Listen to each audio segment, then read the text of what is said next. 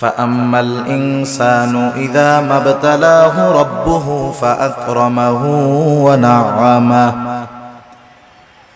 আল্লাহ রাব্বুল আলামিন বলেন ফাআম্মাল ইনসানু ইযা মাবতালাহু রাব্বুহু মানুষকে যখন তার রব পরীক্ষা করার জন্য ফাআকরামাহু ওয়া না'আমা তাকে সম্মান দেয় আর সম্মান দেয় সম্পদের মালিক বানায়া দেয়।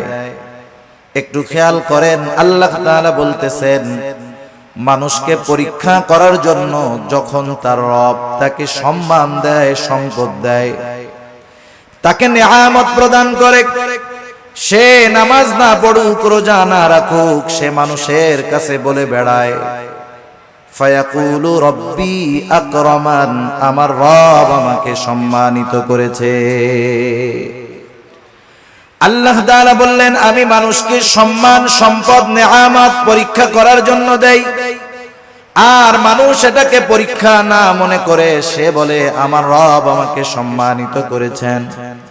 প্রথমত একটা জিনিস আমাদের ক্ষেত্রে ক্লিয়ার হওয়ার প্রয়োজন, আল্লাহ তাআলা শুধু অভাব, কষ্ট, দুরবস্থা দিয়ে মানুষের পরীক্ষা নেন বিষয়টা এমন নয়, বরং সম্পদ, সম্মান দিয়েও আল্লাহ তাআলা পরীক্ষা নেয়। যদি এমনটা হতো সম্মান, সম্পদ মানুষের আল্লাহ তাআলার ভালোবাসার মাপকাঠি, যে যাকে আল্লাহ রাব্বুল আলামিন বেশি ভালোবাসেন তাকে মনে হয় আল্লাহ তাআলা বেশি সম্পদ দেন, বিষয়টা যদি এমন হতো, বলেন তো দুনিয়ার মধ্যে আল্লাহ তাআলার সর্বাধিক প্রিয় বান্দাদের তালিকায় কারুনের নামটা হয়ে যাইত। কারুন তো পৃথিবীর অন্যতম বড় এক ধনী ছিল। বলেন তো আপনারা সহজেই জবাব দিতে পারবেন কারুনকে আল্লাহ তাআলা ভালোবাসে নাকি? একটু জোরে বলেন না, বাসে? কারুনকে আল্লাহ তাআলা ভালোবাসে না, বরং কারুন নামটা মানুষের কাছে এত ঘৃণিত, এত অপছন্দের। দুনিয়ার কোন মানুষের যদি সন্তান হয়, সে যত গরিব হোক, তাকে যদি বলা হয় তোমাকে মাসে 1000 করে বেতন দেওয়া হবে, টাকা দেওয়া হবে, ছেলের নামটা তুমি কারুন রাখো, আপনারা কেউ রাখবেন? আপনি বলবেন আরে দিন মজুর দিয়া খাইতা ঠিক, কারুন আমার পোলার নাম, মইরা গেলেও রাখবো না। এই কারুনকে কত সম্পদ আল্লাহ তাআলা দিয়েছেন, এই সম্পদ ছিল তার জন্য পরীক্ষা। সম্পদের মালিক কারুন যখন হযরত মূসা আলাইহিস সালাম কারুনকে বলল কারুন তুমি তোমার সম্পদের যাকাত দাও, কারুন যাকাত দিতে অস্বীকৃতি জ্ঞাপন করলো। শুধু তাই না, সে মূসা আলাইহিস সালামকে অপমান, অপদস্থ করার জন্য, অপবাদ দেওয়ার জন্য একজন খারাপ মহিলাকে সে ভাড়া করলো, শিখায় দিল তুমি মানুষের সামনে বলবা মূসা আলাইহিস সালাম আমার সাথে জিনা করেছে, অপকর্মে লিপ্ত হয়েছে। এইবার যখন কারুন এই ষড়যন্ত্র চক্রান্ত করলো, আল্লাহ তাআলা বরদাস্ত করলেন না।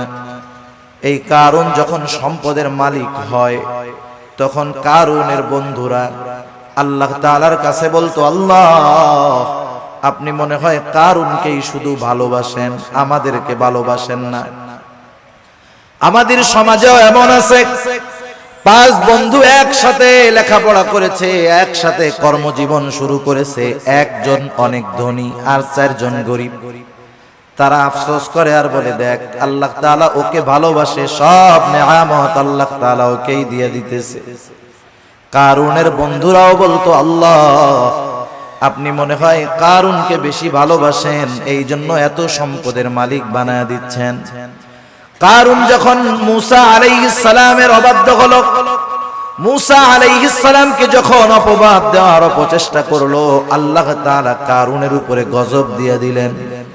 কারুন তার সম্পদ সহ জমিনে ডাবতে শুরু করলো। তাফসীরের মধ্যে আসছে এখনো কারুন তার সম্পদ সহ জমিনের মধ্যে ডাবতেছে, কিয়ামত পর্যন্ত ডাবতে থাকবে। যখন কারুনের বন্ধুরা কারুনের এই দুরবস্থা দেখলো, এইবার ওই গরিব বন্ধুরা বলে আল্লাহ আপনি কারুনকে সম্পদ দিয়েছেন ঠিক, কিন্তু বাস্তবে আপনি আমাদেরকে বেশি ভালোবাসেন। সম্পদ দেখে আমরা মনে করি আল্লাহ তাআলা মনে হয় তারে ভালোবাসে এই জন্য দিচ্ছে, বিষয়টা এমন নয়। কারুন সম্পদ পেয়েছে ঠিক, আল্লাহ তাআলার ভালোবাসা পায় নাই। আবার দুনিয়াতে অনেক মানুষ আছে সামাজিক অবস্থানের দিক দিয়ে তার সম্মান অনেক কম, সমাজের মানুষেরা তাকে গণ্যমান্য কোনো ব্যক্তি মনে করে না, সামাজিক দিক দিয়ে তাকে অবহেলা করা হয়, এমন লোক সমাজে আছে না নাই? এই মানুষগুলা অনেক সময় আফসোস করে আর বলে, আহারে সমাজের কোনো বিচার আচার সালিশে আমাকে ডাকে না, আমাকে এই সমাজের লোকই মনে করে না। হয়তো দুনিয়ায় সে দেখতেছে তার সম্মান কম, কিন্তু দুনিয়াতে আল্লাহ রাব্বুল আলামিন অনেক মানুষকে সম্মান দিয়েছেন তাদের পরীক্ষা নেওয়ার জন্য। কত সম্মানিত মানুষ ছিল ফেরাউন, কত সম্মানিত মানুষ ছিল নমরুদ, কত বড় বড় বাদশাহীর মালিক তারা হয়ে গেছে। কিন্তু বলেন তো, বাদশাহী পেয়েছে ঠিক, এই সম্মান পদবীর দ্বারা আল্লাহ তাআলার ভালোবাসা কি তারা পেয়েছে নাকি? পায় নাই। যে কথা বোঝাইতে চাইলাম যে সম্মান সম্পদ কারো থাকলেই এটা মনে করার সুযোগ নাই যে তাকে আল্লাহ তাআলা ভালোবাসে। সম্মান সম্পদ দিয়ে আল্লাহ তাআলা মাঝে মধ্যে পরীক্ষা নেন, কিন্তু বোকা মানুষগুলা কি মনে করে? বোকা মানুষগুলা মনে করে আমারে আল্লাহ সম্পদ দিছে, ভালো না বাসলে দেয়। আমারে আল্লাহ চেয়ারম্যান বানাইছে, এমপি বানাইছে, সমাজের বড় ভিআইপি সিআইপি বানাইছে, আল্লাহ ভালো না বাসলে কি এগুলা দেয়? তারা এটা মনে করে। অথচ আল্লাহ কি বলেন যে তাদের রব তাদেরকে এগুলা দিয়েছে পরীক্ষা করার জন্য, আর তারা বলে আমাদের রব আমাদেরকে সম্মানিত করেছে। এরপরে আল্লাহ রাব্বুল আলামিন বলেন, ওয়া আম্মা ইযা মাবতালাহু ফাকাদারা আলাইহি রিজকাহু ফায়াকুলু রাব্বি আহানান। আবার মানুষকে যখন তার রব পরীক্ষা করার জন্য রিজিকের মধ্যে সংকীর্ণতা দিয়ে দেয়, অভাব দেয়, সম্মানটা কমে যায়, কষ্ট ক্লেশে সে পতিত হয়, এইবার ও এইটাকে পরীক্ষা মনে করে না, বরং তার এই অভাব কষ্ট ক্লেশের জন্য সে আল্লাহ তাআলাকে দায়ী করে। বলে ফায়াকুলু রাব্বি আহানান, আমার রব আমাকে অপদস্থ করেছে, অপমানিত করেছে। মুফাসসিরিনে কেরাম বলেন সে তার ভাষায় বলতে চায় যে আমি সম্মানের উপযুক্ত ছিলাম, কিন্তু আল্লাহ আমাকে সম্মান দেয় নাই। নাউজুবিল্লাহ বলেন। অনেক সময় অনেক জায়গায় দেখবেন, বোঝানোর জন্য বলতেছি, নির্বাচন হয় না, নির্বাচন কেউ জিতে কেউ হারে, অনেক ক্ষেত্রে কন্টেস্ট হয়। একজন হেরে গেল, সে তখন বলে হারে আমি জেতারই যোগ্য ছিলাম, কিন্তু আল্লাহ আমারে জিততে দেয় নাই। সে না জয়ী হওয়াটাকে দোষ দেয় কার? আল্লাহ তাআলা। মুফাসসিরিনে কেরাম বলেন মানুষেরা কেমন জানি বলতে চায় আমি সম্মানের উপযুক্ত ছিলাম, কিন্তু আমার রব আমারে সম্মান দেয় নাই। আমি সম্পদের উপযুক্ত ছিলাম, কিন্তু আমার রব আমাকে সম্পদ দেয় নাই। সে তার রিজিকের সংকীর্ণতাটাকে পরীক্ষা মনে করে না, বরং সে তার রিজিকের সংকীর্ণতাটাকে আল্লাহ রব্বুল আলামিনের উপরে দোষ চাপায়া দেয়। তাহলে দ্বিতীয় বিষয় ক্লিয়ার কি? দ্বিতীয় বিষয় হলো যে আল্লাহ তাআলা এক নাম্বার সম্পদ সম্মান এটাও পরীক্ষার জন্য দেন। দুই নাম্বার রিজিকের সংকীর্ণতা, দুনিয়ার কষ্ট ক্লেশ অপমান, এটাও আল্লাহ তাআলা পরীক্ষার জন্য দেন। কি দেখতে চান পরীক্ষার মাধ্যমে? আল্লাহ তাআলা দুই অবস্থাতেই দেখতে চান যে বান্দা সুখ স্বাচ্ছন্দ্যের জীবন পেয়ে আমি আল্লাহকে ভুলে যাই কিনা। আল্লাহ তাআলা দেখতে চান বান্দা কষ্ট ক্লেশে পতিত হয়ে আমি আল্লাহ তাআলাকে দোষারোপ করে কিনা। যারা আল্লাহ তাআলাকে দোষারোপ করে না, অভাব কষ্ট ক্লেশে পতিত হওয়ার পরেও আল্লাহ রাব্বুল আলামিনের উপরে সন্তুষ্ট থাকে, এরাই হলো পরীক্ষায় পাস। আর যারা সম্পদ সম্মানের মালিক হয়ে যখন নাফরমানি করে, অহংকার করে, এরা হলো পরীক্ষায় ফেল। এখন দ্বিতীয় শ্রেণীর মানুষ যখন অভাবে পড়ে আল্লাহ তাআলার ব্যাপারে বলে ফায়াকুলু রাব্বি আহানান, আমাদের রব আমাকে অপমানিত করেছে, আমার রব আমাকে অপদস্থ করেছে, তারা যখন আল্লাহ তাআলার ব্যাপারে এই কথা বলে, আল্লাহ রব্বুল আলামিন তাদের কথার বিপরীতে বলেন, কাল্লা, তোমরা যেই দাবি করো সেটা কখনো সঠিক নয়। জবাব দিচ্ছে কে? আল্লাহ তাআলা। কোন কথার? যে তারা বলে যে আমার রব আমাকে কি করছে? অপমান করছে। আল্লাহ তাআলা বলেন, কাল্লা, কখনো নয়। না বোধক শব্দ আছে অনেকগুলা, যেমন একটা শব্দ হলো লা, সাধারণ শব্দ না। কাল্লা, কখনো নয়, এটা আরো দৃঢ়তার সাথে না বোধক অর্থ বোঝায়। আমি শব্দটার ব্যাখ্যার দিকে যাব না। যাই হোক, দৃঢ়তার সাথে আল্লাহ তাআলা বলতেছেন, কখনো নয়, আমি কখনো এমনটা করি নাই। বরং তোমরা যে রিজিকের সংকীর্ণতার মুখোমুখি হও, এটা তোমাদের নিজেদের কারণে। কাদের কারণে? নিজেদের কারণে। সেই কারণগুলো কি? এই সূরায় আল্লাহ তাআলা রিজিক এই সংকীর্ণতার 4টি কারণ বর্ণনা করেছেন। কয়টি কারণ? আপনারা একটু কষ্ট করে একটু সামনে আসেন, যে কয়জন আছেন একটু সামনে আসেন, জিকিরের সাথে সাথে একটু কষ্ট করে সামনে আসেন। বাম দিক তাকায় আর কথা বলতে ভালো লাগতেছে না, একটু সামনে আসেন জিকিরের সাথে সাথে। লা ইলাহা। যারা মুরব্বিরা আছেন একটু সামনে আসেন। বাচ্চারা সামনে থাকলে ওরা কথা বুঝে, ওরা তো হুজুরদের ডরে বয়ে রয়েছে ওই জায়গায়, যে ওইটা গেলে হুজুরে আবার পরে কিছু বলে কিনা, বুঝেন নাই? আপনারা একটু সামনে আসেন, এই সামনে আমার সামনাসামনি আসেন, একেবারে আমার সামনাসামনি আসেন জিকিরের সাথে সাথে। লা ইলাহা ইল্লাল্লাহ, লা ইলাহা, লা ইলাহা ইল্লাল্লাহ, লা ইলাহা,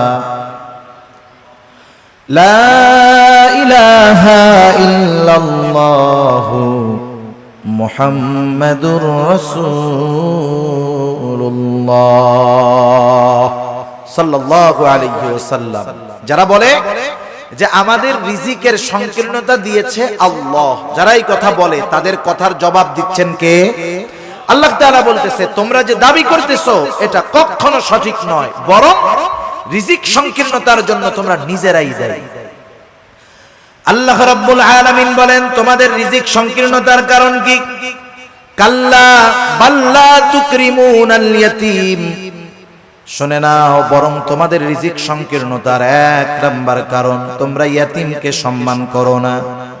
একটু খেয়াল দিয়ে শুনবেন, রিজিক সংকীর্ণতার 1 নাম্বার কারণ, তোমরা ইয়াতীমকে সম্মান করো না।